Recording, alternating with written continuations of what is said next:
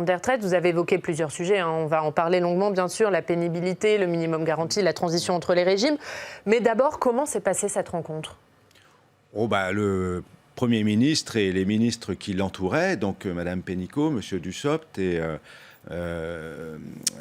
Mme Buzyn ne pouvait pas être là, mais elle était représentée, ont fait état, chacun dans leur domaine, des dispositions qu'ils proposaient de retenir, que ce soit en matière donc de pénibilité, d'emploi des seniors, de minimum de pension, et le gouvernement y a ajouté les transitions, non pas simplement de l'activité à la retraite progressive, mais les transitions dans le futur système qu'il veut absolument mettre en place. On va y venir, mais sur la forme, ça s'est bien passé. Il y a eu discussion, il y a eu concertation. Il y a dialogue. Est-ce qu'il y a dialogue ? Non, on a échangé, on a eu 2 ou 3 réunions avec chacun des ministres concernés sur ces questions-là, où on a fait état, nous, de ce qu'il nous paraissait nécessaire de mettre en œuvre.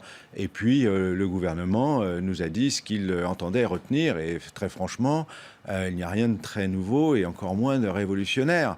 Et ça ne répond pas, en tout cas, à ce qui nous semble nécessaire. Il faut bien comprendre que ce dossier-là, Force ouvrière, avait, dès cet été et au mois de septembre, lorsque nous avions pris connaissance du rapport du haut-commissaire sur le projet de système universel de retraite par points, nous avions dit, nous, puisqu'on nous disait que ce futur système allait améliorer un certain nombre de situations, notamment la situation des femmes, des carrières interrompues, le minimum de pension, etc. etc.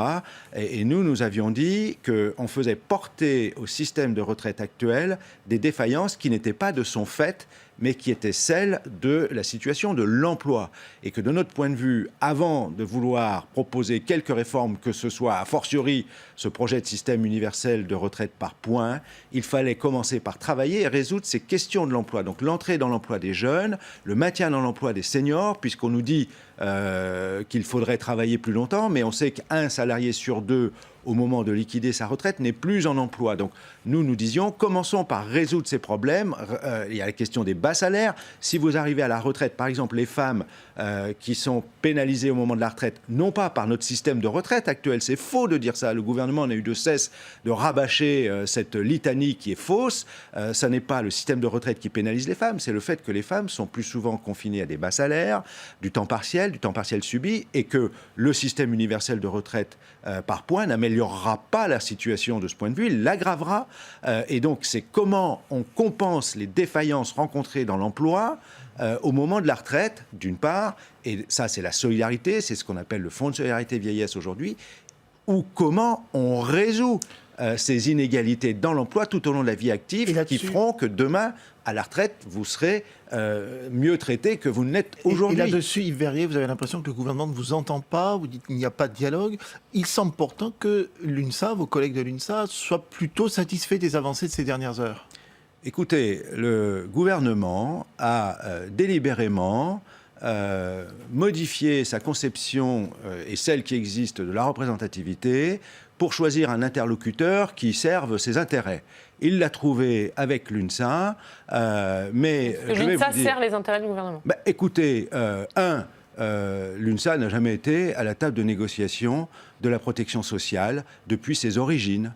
Je le regrette, mais les organisations qui ont porté la protection sociale depuis ses origines sont, entre autres, Force ouvrière, la CGC, la CGT était partie prenante, la CFDT par origine de la CFTC, et ce sont les organisations syndicales qui sont représentatives. C'est la loi de 2008, nous n'étions pas favorables d'ailleurs à cette loi, mais c'est la loi de 2008 qui a instauré ce critère de représentativité. L'UNSA ne l'est pas. Donc le gouvernement... On a l'impression que l'intersyndicale souffre, là, mise à mal.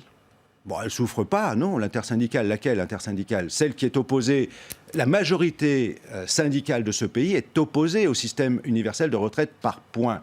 Mais là, ce que le gouvernement a voulu, c'est élargir un peu le pan syndical qui serait favorable à son système. Donc il a fait entrer une organisation syndicale qui n'apporte même pas la réplique, hein, elle est plutôt le répétiteur. Vous savez, le répétiteur, c'était autrefois le surveillant qui récitait aux élèves collés la leçon du professeur. Bon, c'est un peu à ça que sert l'opération choix d'interlocuteur par le gouvernement. Allez, on va parler des points que vous avez discutés hier à Matignon et qui intéressent les Français. D'abord, la pénibilité, pas d'avancée sur ce sujet. Qu'est-ce qui bloque ?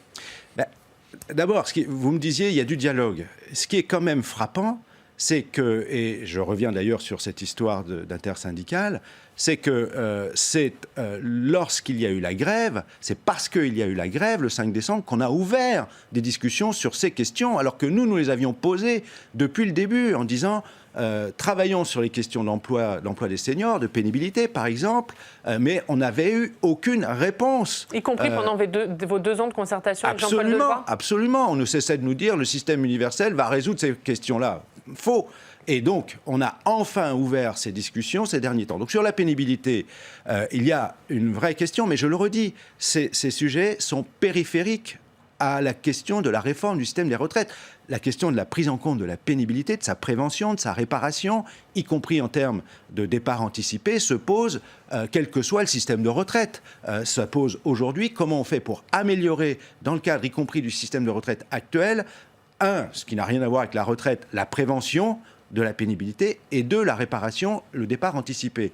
Que fait le gouvernement là-dessus ? Ça n'est pas la pénibilité en tant que telle qu'il traite, puisqu'il nous a refusé, et ça a été confirmé hier, de réintégrer les critères qui ont été exclus de ce qu'on appelle le compte personnel de prévention, le C2P, qui sont ceux sur lesquels vous pouvez acquérir des points et qui font que si vous avez travaillé trop longtemps en situation de pénibilité, par exemple travail de nuit, c'est un des critères aujourd'hui pris en compte, eh bien, si vous atteignez 100 points, vous pouvez partir 2 ans avant l'âge légal de la retraite, c'est-à-dire partir un peu plus tôt pour compenser l'exposition longue à un facteur de pénibilité. Nous demandions, par exemple, qu'on réintègre les charges lourdes, les postures, les vibrations mécaniques, le risque à l'exposition chimique. Donc en fait, c'est le gouvernement qui bloque sur ce sujet de la pénibilité ou ce sont les organisations patronales pour des questions de financement notamment ? Qu'est-ce qui a bloqué hier ? Les deux sont d'accord là-dessus, parce que le gouvernement, s'il veut avancer, il peut légiférer là-dessus. Puisqu'il est capable de nous proposer de bouleverser complètement le système de retraite, il est très simple de faire une loi qui réintègre les critères de pénibilité. Mais il ne le veut pas. Pourquoi ? Parce que le gouvernement, il a fixé, à la demande des employeurs ou en accord avec les employeurs, comme vous le voudrez, un cadre qui est qu'on n'augmentera surtout pas le coût du travail. Donc, tout ce qui pourrait conduire à ce qu'on augmente le coût du travail, comme le dit le gouvernement, c'est-à-dire qu'on prenne en compte, parce que le coût du travail, c'est quoi ? C'est la rémunération du travail. Et la rémunération du travail, c'est notamment la rémunération, non seulement sous forme de salaire, mais en termes d'organisation du travail, qui pose un coût du travail, par exemple quand c'est du travail pénible. Donc le gouvernement, là, il est en accord avec les employeurs. S'il veut prendre une disposition, c'est très simple, il peut le faire très facilement, très aisément. C'est pas compliqué de mettre un amendement dans une loi ou de faire une loi qui dit on réintègre ces critères-là. Je vais vous prendre un exemple. Que fait le gouvernement ? En fait, le gouvernement, il se sert de la pénibilité parce que on a tous compris maintenant que son projet de système universel de retraite par points n'a d'autre objectif que de conduire à ce que l'on travaille tous et toutes plus longtemps. Vous connaissez tous l'âge d'équilibre, 65, 66, 67 ans. Et le gouvernement nous dit, pour compenser cela pour le travail pénible, vous pourrez partir un peu moins tard, c'est pas un peu plus tôt qu'aujourd'hui, c'est un peu moins tard que tous ceux qui ne seront pas concernés par du travail pénible demain. Donc il a, d'une certaine manière, amené la pénibilité pour essayer d'amortir un peu le choc du travailler plus longtemps. Mais si vous prenez cette histoire de critères, c'est très important, parce que dans le même temps, ce que fait le gouvernement avec la pénibilité, il justifie la suppression des dispositifs qui existent dans le secteur public, la fonction publique, ce qu'on appelle les carrières actives.